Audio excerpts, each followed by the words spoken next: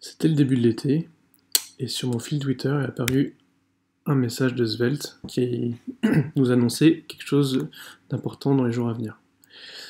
Et quelques semaines après, Svelte a annoncé le support de TypeScript, quelque chose que une bonne partie de la communauté attendait. Bonjour, je m'appelle Lang, je suis développeur JavaScript depuis 1 an et demi, mais avant ça j'ai fait pas mal de Java et de Scala, et donc les langages typés, j'aime plutôt bien ça. Et c'est vraiment quelque chose que j'attendais du coup. Je fais du TypeScript tous les jours. Bon, c'est du Angular, c'est pas fou. Mais voilà. Mais aujourd'hui, je vais vous expliquer comment j'ai migré mon application Svelte vers TypeScript. Donc pourquoi on ferait une telle chose? Tout d'abord, les avantages, c'est que le code est plus fiable dès la compilation. Le compilateur permet de détecter rapidement toutes les erreurs de type. Et du coup, ça nous permet de ne pas attendre que ça soit en prod pour le corriger et pour le voir. Du coup, ça fait aussi également une meilleure maintenabilité. Et le fait que ce soit un support de première classe, je pense que ça va aider fortement l'adoption en entreprise. C'est souvent ce que j'ai entendu, quelque chose qui bloquait pour commencer un projet Svelte vraiment dans le monde professionnel. Mais c'est pas sans inconvénient. Donc maintenant il faut transpiler le TypeScript en JavaScript. Mais c'est pas un problème parce qu'avec Svelte on a déjà un compilateur, donc ça va pas nous rajouter grand chose. Ça fait certes un nouveau langage à apprendre, mais le TypeScript c'est un sous-ensemble plus strict de JavaScript, donc c'est quelque chose qui s'apprend plutôt bien sur le tas. Ça sera par contre beaucoup plus verbeux, et donc l'expérience développeur va s'en ressentir, et on va avoir besoin d'un nouvel outillage, donc entre autres que votre IDE, votre éditeur, puisse prendre en compte le TypeScript et sa compilation pour aider au moment de l'écriture du code, et aussi par exemple tout ce qui est debug. Mon application VLibstat, c'est quelque chose que j'ai fait pendant la grève fin 2019. C'était pour voir mon utilisation un peu du Vlib, donc c'est-à-dire le vélo en partage de Paris. Donc c'est une application qui affiche ma distance parcourue. Donc là il y a des graphes faits avec des 3 et également tous les vélos que j'ai pris par jour. Voilà.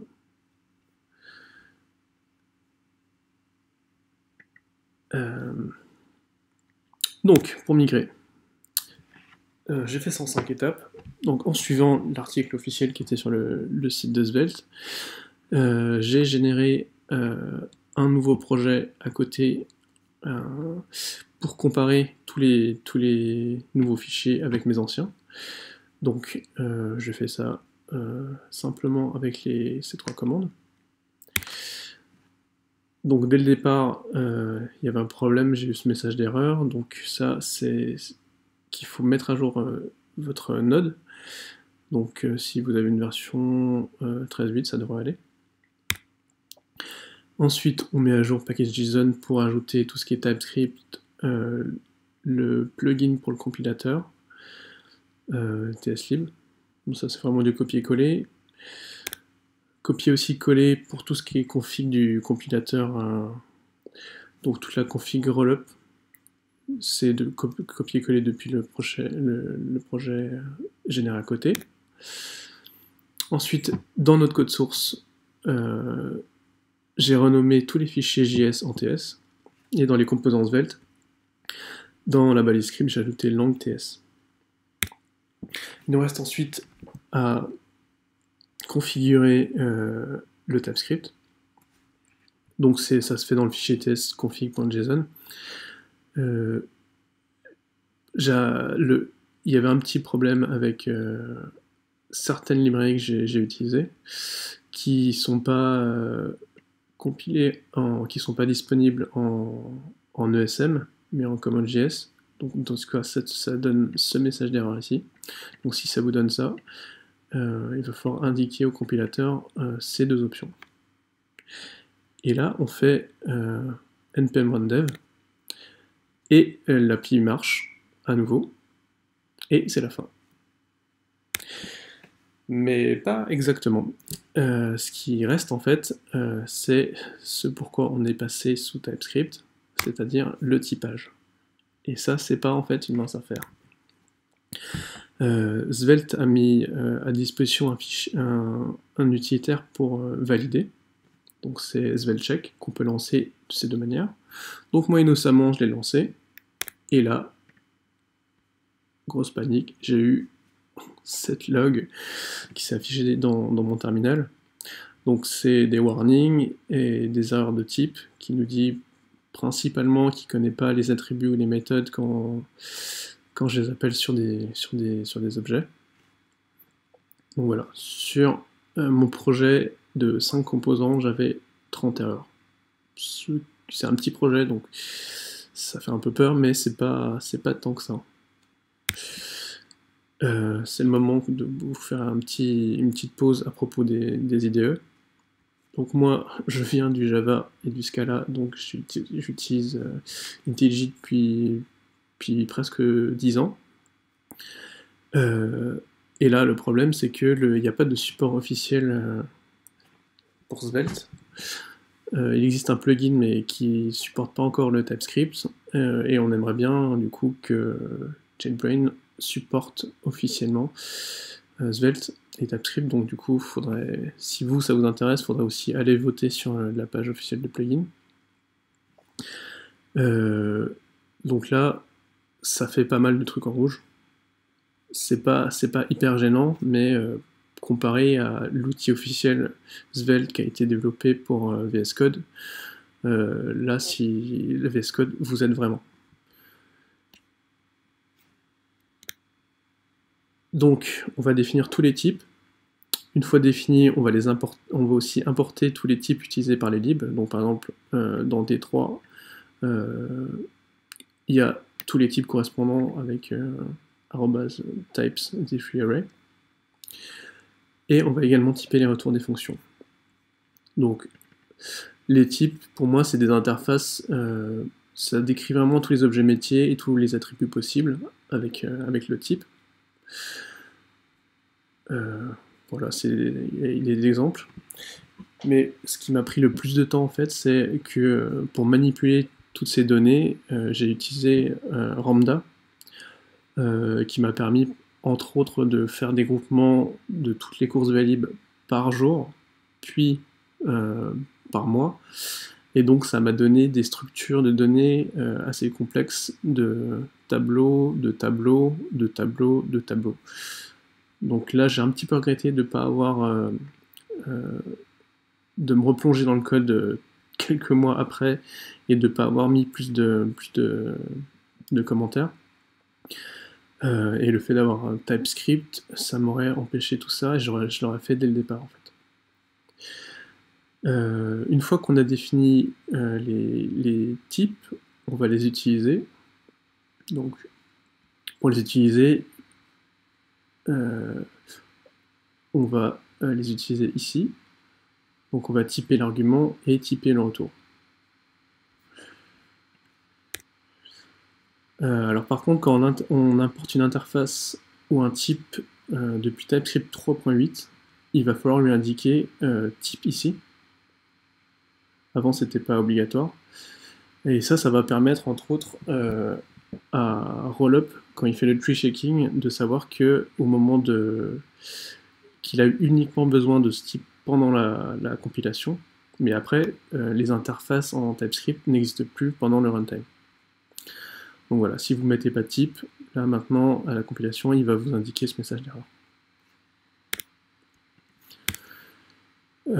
Si jamais vous avez besoin de déclarer des variables dans une instruction réactive, c'est-à-dire le $2, c'est pas tout le temps obligatoire, j'ai pas encore bien compris quand il fallait les déclarer, mais si c'est le cas, si jamais le checker vous indique une erreur, il va falloir les déclarer avant avec un let, comme ça. Pour les stores, pour typer les appels, ça va se faire directement au moment de la déclaration de l'appel de la méthode, donc writable, et là on type directement, ou readable, et on type aussi. Voilà. Donc là, pas besoin de lui indiquer le type si c'est déjà indiqué ici. Le compilateur va inférer le type. Maintenant qu'on a tous les types, il va retrouver d'autres nouvelles erreurs. Et donc, par exemple, moi, j'utilisais un flatmap sur mes courses par mois. En fait, c'est un array. Et donc, du coup, il me disait qu'il ne connaissait pas flatmap sur un array. Donc ça, si ça vous arrive, c'est que flatmap existe que depuis EOS 2019. Donc, il faut dire au compilateur rajouter des options pour dire quelle version on prend en compte. Et enfin, spécialement pour les gens comme moi qui utilisent D3, il va falloir bien déclarer d'une certaine manière les appels. Donc là, par exemple, pour définir un axe, il faut lui passer directement l'échelle, et pas comme ça, comme avant, comme dans beaucoup de tutos en JavaScript. Si vous utilisez des formes, line ou var par exemple, il va falloir définir quel type de données on va lui passer quand il génère les formes. Donc ça se fait en lui passant le type directement ici. Le checker va être également plus strict avec tous les attributs SVG et HTML. Donc par exemple, moi j'avais juste mis href, et là il a fallu que je rajoute xlink pour être plus propre. Et la taille par exemple de l'input, lui il attendait un entier. Et juste en mettant 4, il reconnaît ça comme une chaîne de caractères. Et donc du coup, pour qu'il prenne ça comme un entier, il faut mettre des accolades. Voilà, donc c'était un petit peu rapide, mais je suis là dans les commentaires pour vous répondre, à vos questions si vous en avez. C'était fastidieux d'ajouter les types après coup, mais ça peut être progressif. Comme on a vu en fait dès le départ, l'application se lance en fait, et ça va être des warnings, des checks. Donc on peut ajouter les types au fur et à mesure. Idéalement, c'est quelque chose qui, si on veut faire un projet en TypeScript, c'est mieux de le faire dès le départ. L'outillage n'est pas satisfaisant encore, surtout si on est sur IntelliJ. Sur un VS Code, c'est vraiment beaucoup plus utilisable. Mais quand on a ses préférences, c'est un peu compliqué. Mais c'est sur la bonne voie, on espère sur JetBrains en tout cas. Pour l'instant, le debug est impossible. Il y a des tickets qui ont été relevés là. C'est un problème de source map qui n'est pas encore bien pris en compte. On a vu que du coup c'était également beaucoup plus verbeux, et que du coup l'expérience développeur en pâtit. Mais ça fait du coup, j'ai relevé au moins une dizaine de bugs en rajoutant les types, et ça m'a fait une meilleure maintenabilité. Ça fait une sorte de, vu que j'avais pas fait beaucoup de commentaires, ça fait une sorte de doc. Voilà, donc passer à TypeScript, c'est pas pour tous les projets. Je pense que ça va être plutôt réservé pour des projets assez gros, qui vont durer longtemps, et du coup sur lesquels il va faire beaucoup de maintenance. Voilà, merci de m'avoir écouté. Je me tiens à votre disposition pour des questions dans les commentaires. Merci.